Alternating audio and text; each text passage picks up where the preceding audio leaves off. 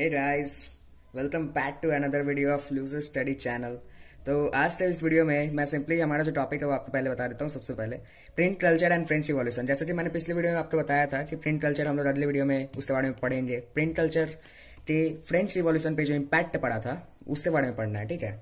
तो उससे पहले मैं बताना चाहूँगा कि अगर आप हमारे चैनल पर पहली बार आए हैं, आप हमारे वीडियोज़ तो पहली बार देख रहे हैं, तो चैनल को सब्सक्राइब करें और ये जो बेल वाला आइकन है उसे जरूर दबाएं, क्योंकि हमारे जो लेटेस्ट वीडियो रहेंगे वो आपके पास सबसे पहले पहुंचेंगे, ठीक है। तो आज का वीडियो स्टार्ट करते हैं with the hashtag be safe, ठीक है। लॉकडाउन में यार सेफ रहो। चलो फिलहाल तो खत्म होने वाला है, चलो आगे बढ़ते हैं।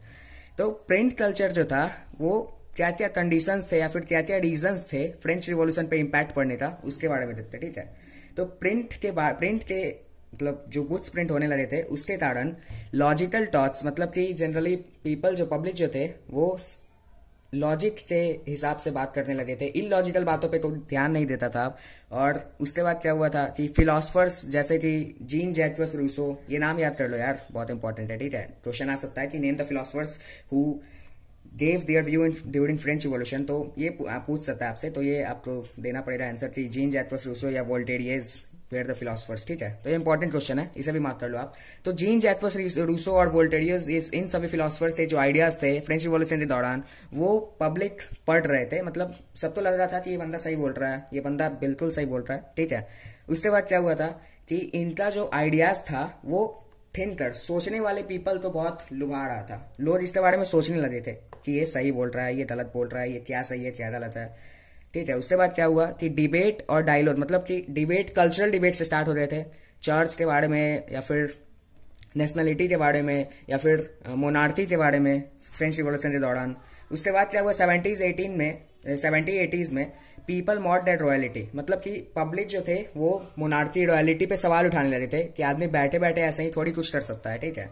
उसके बाद क्या हुआ था कि कार्टून पोस्टर्स, मतलब कैडी कैचर, मैंने पिछले वीडियो में बताया था कि कार्टून पोस्टर्स प्रिंट होने लगे थे। तो इसके हिसाब से, इसके मतलब मदद से मोनार्की पे क्वेश्चन उठाए जा रहे थे, ठीक है, कि ये आप जो कर रहे हैं वो गलत है, आप जो कर रहे हैं वो सही है, तो बताइए कैसे सही है, ठीक है।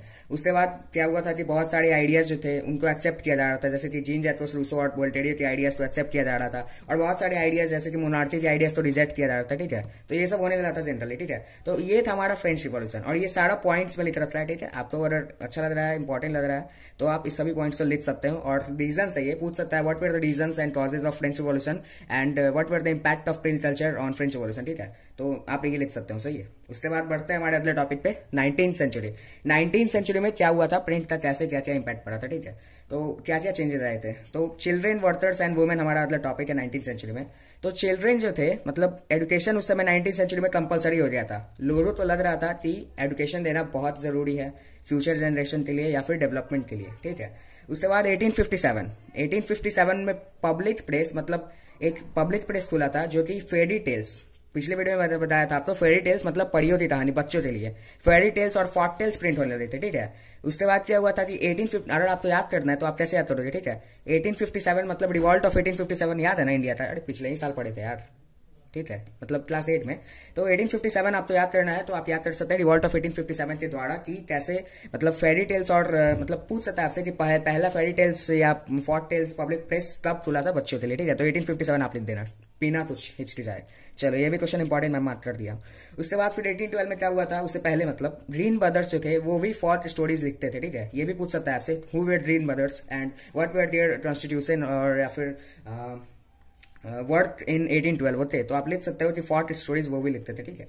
उसके बाद फिर वुमेन पे आते हैं। तो वुमेन पे क्या था कि वुमेन सिर्फ पढ़ती नहीं थी, not only readers, they were also the writers, वो लिखा भी करते थे, ठीक है। मतलब इसका मतलब क्या था कि अब वुमेन को भी धीरे धीरे छूट मिलने लगा था, ठीक है, जो कि बहुत बेहतरीन बात थी, उस समय डेवलपमेंट हो रहा था, ठीक है। उसके बाद फिर इंपॉर्टेंट राइटर्स पूछ सकता है आपसे कि who were the important women writers, ठीक है। तो आप क्या लिखोगे, अब ये तो नहीं लिख देना यार कि मुझे नहीं आता यार, मुझे तो क्वेश्चन आता ही नहीं है, उस समय ये सोचोगे तो टाइम वेस्ट होगा। तो सब सिंपली लिख देना यार कि जीन ऑस्टिन या फिर ब्रॉन्ट सिस्टर या जॉर्ज इलियट, ये तीनों आप तो पक्का बंदे के, मतलब लड़कों के नाम लग रहे होंगे, समझते हैं यार, कोई बात नहीं, हम नामकरण थोड़ी नहीं कर रहे, चलो कोई दिक्कत नहीं है। जेन ऑस्टिन, ब्रॉन्ट सिस्टर और जॉर्ज इलियट वो मतलब वुमेन के फेवर में लिखना स्टार्ट किए थे, ठीक है, और ये ऑटोबायोग्राफी भी लिख रहे थे। तो हम बढ़ते आगे, ठीक है। अब आते हैं वर्कर्स पे। तो वर्कर्स क्या, वर्कर्स में कौन कौन मतलब प्रिंट पे इम्पैक्ट दिए थे? एडुकेटेड वर्कर्स या फिर व्हाइट कॉलर, जो कि एडुकेटेड या फिर लोअर क्लास वर्कर, या फिर मतलब ये सब जो थे एडुकेटेड व्हाइट कॉलर या लोअर क्लास वर्कर्स, ये पॉलिटिकल ट्रैक्ट्स और ऑटोबायोग्राफीज लिखते थे, मतलब पॉलिटिक्स के बारे में ये बता रहे थे, या फिर ऑटोबायोग्राफीज के बारे में, मतलब इनका जो इनके साथ जो रोज घटना होता था या फिर जो हादसा हो रहा था उसके बारे में ये बता रहे थे कि कैसे लाइफ ईजी है या डिफिकल्ट है, हार्ड है, ठीक है। तो ये भी पूछ सकता है क्वेश्चन कि what were the impact of workers in print culture, या what workers use to write. तो आप लिख सकते हैं पॉलिटिकल ट्रैक्ट्स और autobiographies were written by workers, okay. उसके बाद क्या हुआ था कि वर्कर्स जो थे वो इंग्लैंड में सबसे पहली बार क्या किए थे, लाइब्रेरीज खोले थे, ठीक है। मतलब पढ़ने के लिए लैंडिंग लाइब्रेरीज, मतलब कि आप लाइब्रेरीज में वहां पे फ्री में जाके पढ़ सकते हो, जैसे कि अभी लाइब्रेरी से होता है वैसे ही वहां पे उस टाइम वर्कर्स जो थे वो लाइब्रेरी खोले थे फ्री में सबके पढ़ने के लिए, जो कि बहुत बेहतरीन बात थी। सिंपल पब्लिक जो थे इससे बहुत ही खुश हुई थी और वो इन्हें अप्रिसिएट और सपोर्ट भी कर रही थी। उसके बाद क्या हुआ था, further innovation in print technology, मतलब क्या क्या आगे चेंजेस आए थे प्रिंट टेक्नोलॉजी में, ये हमारा अगला टॉपिक है, ठीक है। तो हमारे अगले टॉपिक से पढ़ने से पहले मैं पूछना चाहूंगा, क्या आपने चैनल को सब्सक्राइब किया है? नहीं किया है कोई बात नहीं है, कर दो, अभी भी देर नहीं हुई है, ठीक है। और वीडियो किसी भी पार्ट को यार स्किप मत करो, क्योंकि मैं सारा चीज पॉइंट्स में लिख रखा हूँ। आप तो कुछ भी ऐसा नहीं होगा समझ में नहीं आ रहा, और समझ में नहीं आ रहा तो कमेंट करो, अगर आपको वीडियो पसंद नहीं है तो डिसलाइक करो यार, कम से कम करो तो कुछ। चलो उसके बाद बढ़ते हैं कि फर्दर इनोवेशन क्या हुआ, तो मैं यहाँ पे पॉइंट वाइज लिख रखा हूँ, सेंचुरी वाइज। तो 18th सेंचुरी में सबसे पहले क्या हुआ था, प्रिंट जो था वो मेटल का बन रहा था, मतलब मेटल से प्रिंटिंग मशीन्स आने लगे थे, ठीक है। उसके बाद फिर 19th सेंचुरी में क्या हुआ, न्यू प्रिंटिंग टेक्नोलॉजी, मतलब नया प्रिंटिंग टेक्नोलॉजी रिचार्ड एम होय के द्वारा नया printing technology, power driven cylindrical print press, ठीक है। क्वेश्चन ये बहुत इंपॉर्टेंट है, बहुत ज्यादा, एग्जामिनेशन पॉइंट ऑफ व्यू से और नॉलेज पॉइंट ऑफ व्यू से भी ये बहुत इंपॉर्टेंट है, ठीक है। तो आप इसे एक बार याद कर लो और अच्छे से सुन लो। रिचार्ड एम होय न्यूयॉर्क के रहने वाले थे, वो नया प्रिंटिंग टेक्नोलॉजी 19th सेंचुरी में power cylindrical driven press start किए थे, जो कि एक बार में 8000 पेपर्स एक घंटे में प्रेस करता था, जो कि बहुत ही बेहतरीन बात थी, एकदम डेवलपमेंट बहुत तेजी से हो रहा था धीरे धीरे, ठीक है। उसके बाद क्या था कि लेट 19th सेंचुरी में ऑफसेट प्रिंटिंग प्रेस स्टार्ट हो चुका था, जो कि एक बार में 6 कलर्स प्रिंटिंग प्रेस सिंपली कहा जा सकता है कि एक बार में 6 कलर के द्वारा प्रिंट किया जाता था बुक्स, कॉपीज या फिर पेपर्स। उसके बाद ठीक है, उसके बाद आगे बढ़ते हैं। तो 20th सेंचुरी में क्या हुआ था, 28th सेंचुरी में, ठीक है।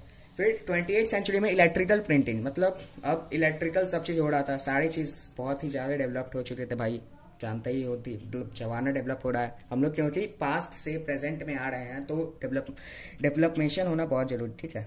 उसके बाद क्या हुआ था, ऑटोमेटिक पेपर फीडिंग स्टार्ट हो गया था, मतलब पहले जो था हाथ से, मतलब हैंड के द्वारा पेपर तो प्रिंटिंग मशीन में डाला जाता था, जो कि बहुत ही लेबर, मतलब बहुत मेहनती का काम था। लेकिन अब क्या हुआ था कि अब खुद से पेपर, मतलब एक बार में आप डाल दो पूरा सेट, वो खुद से अपना लेते रहेगा, प्रिंटिंग मशीन फीड करते रहेगा अपने आप को, ठीक है। उसके बाद क्या हुआ था कि बुक का जो सीरीज था सेलिंग स्टार्ट हुआ था, कि सीरीज जैसे कि सीरीज में कैसे आप, मतलब जैसे कि हैरी पॉटर सीरीज है ना, वैसा टाइप का सीरीज निकलने लगा था 1920s में, ठीक है। ये भी इंपॉर्टेंट क्वेश्चन है कि बुक का सीरीज, मतलब selling of book series started in which year या इन विच सेंचुरी, तो आप लिख सकते हो।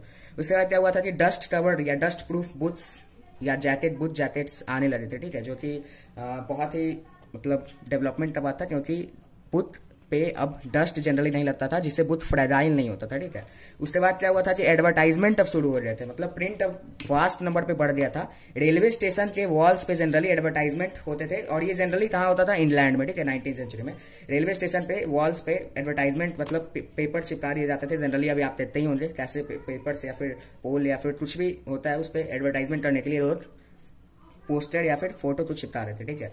उसके बाद क्या हुआ कि 1832 टू 1845 कुछ पेनी में, मतलब कुछ पेनी के मैगजीन, मतलब पेनी आपको पिछले वीडियो में बताया था ना, इंग्लैंड का जो पैसा था, जैसे यहाँ पे कॉइन होता है, मतलब खुदरा पैसा जिसको कहते हैं सिंपली, वैसे ही वहां पे पेनी होता था, ठीक है, और होता है अभी भी। तो कुछ पेनी मैगजीन्स बिकने लगे थे, जिससे कि मतलब मैंने पिछले वीडियो में आपको बताया था ये बात कि पेनी के, मतलब कुछ पेनी में बुक्स इसलिए बिक रहे थे क्योंकि कॉमन पीपल जो थे, लोअर क्लास पीपल, उनको भी बुक पढ़ने का मन था, शौक था, तो वो भी बुक पढ़ पाते, और प्रिंटर्स का भी बिजनेस जो था वो बहुत ही वास्ट नंबर पे इम्पोर्ट होता या फिर बढ़ जाता, तो इसलिए कुछ पेनी बुक भी पिटना स्टार्ट हो गया था। उसके बाद क्या हुआ, 1929 टू 1933 इस बीच क्या हुआ था, चलो ये क्वेश्चन बताओ आप मुझे कमेंट सेक्शन में जरूर बताना यार कि 1929 से 1933 के बीच क्या हुआ था। मैं आपको 5 सेकंड देता हूँ, 5, चलो हो गया। ग्रेट वर्ल्ड वाइड डिप्रेशन हुआ था यार, पढ़े थे ना यार क्लास 8 में, ग्रेट वर्ल्ड वाइड डिप्रेशन हुआ था ना, हुआ था कि नहीं? चलो, हुआ था। उस समय क्या हुआ था, बुथ सेलिंग डिक्रीज हो रहे थे। अब क्या होती है भाई, पैसे की कमी हो गया था वास्ट नंबर पे। मतलब आप तो जानते ही हैं कि उस समय पैसा रहता इतना कमी हो गया था। तो आप बताओ कैसे, मतलब अब आपके पास पैसा नहीं है तो आप फालतू मतलब एक्सटर्नल चीज़ों पे ध्यान नहीं दो रहे। जनरली पीपल क्या करते थे उस समय की, खाने पीने या फिर रहने पे ध्यान देते थे। उस समय बुथ पे पढ़ना नहीं चाहता, तो बुथ सेलिंग जो था बहुत डिक्रीज, वास्ट नंबर पे डिक्रीज हो गया था, ठीक है। तो उसके लिए कुछ तो उपाय करना था ना।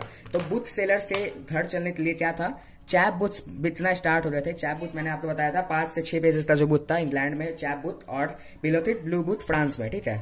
और इंडिया में आप आगे पढ़ेंगे कि बटाला बुथ बंगाल में चैप बुथ के नाम से रहा था, ठीक है। तो वो मैं अगले वीडियो में आपको बताऊंगा। तो जनरली चैप बुथ जो बिकना थे, मतलब selling chap booths, selling of chap booths were started, ठीक है। तो आज का हमारा सेशन यहीं पे मैं एंड करना चाहूंगा। तो इस सेशन में मैंने आपको बहुत ही आसानी से कुछ टॉपिक्स बताए। Further innovation in print technology था, और पीछे फिर मैंने आपको बताया था कि print culture and French revolution, जो कि बहुत ही इंपॉर्टेंट टॉपिक है, और 19वीं सेंचुरी में ऐसे जैसे प्रिंटिंग डेवलप हुआ था। तो अगर आपको ये वीडियो अच्छा लगा है तो आप चैनल को सब्सक्राइब करें, और वो बेल वाला आइकन जो है उसको जरूर दबाएं। और हमारे अगले वीडियो के आने के लिए आपको मतलब ज़्यादा वेट नहीं करना पड़ेगा, मैं आपको बहुत जल्द अगला वीडियो अवेलेबल करवाऊंगा, ठीक है।